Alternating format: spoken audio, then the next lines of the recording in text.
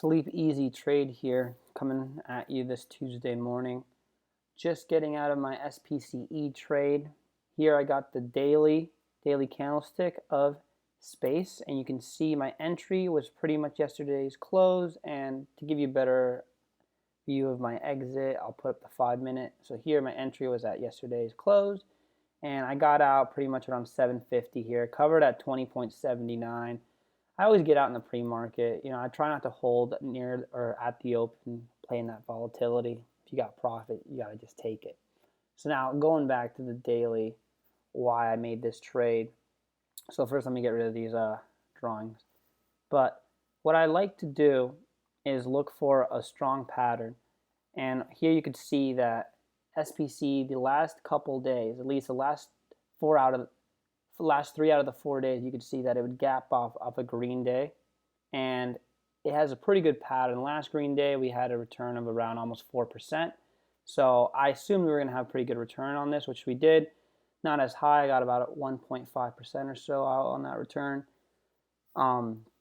But now looking back at why I went in 4,500 shares, I probably could have gone another 3,000 or 4,000 in, but I didn't want to go too heavy considering how the indexes were yesterday. So this is again the daily of the Dow Jones, the daily of the S&P, and the daily of the NASDAQ. And then I also have space back here.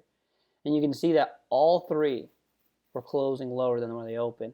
And that's not a good sign for the market. I mean, I still like the pattern of space, and it's a typically independent stock of the market. So that's why I went in. I didn't go full just because of these other factors, but I'm glad I did take the risk because it ended up making me some money. And you can see, covered a little bit over $1,500 today. Starting the morning pretty good. Now I can relax, prepare for my day trades, and enjoy the rest of the market.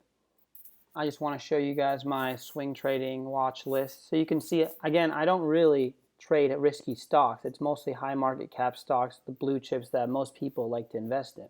All I do is I look for good entries where you can find a good overnight gap. And 4 out of 5 times out of the week, I end up finding those gaps. And I can get from 0.5% to 2%, sometimes even 3 or 4% returns overnight on these trades.